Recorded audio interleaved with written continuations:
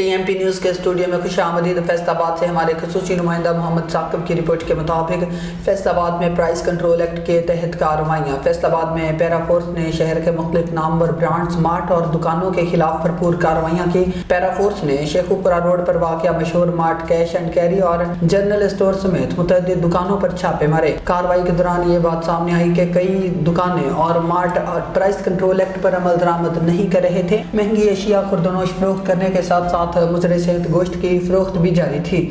اس صورتحال پر انتظامیہ نے سخت ایکشن لیتے ہوئے متعدد دکانوں اور مارٹ کو سیل کر دیا۔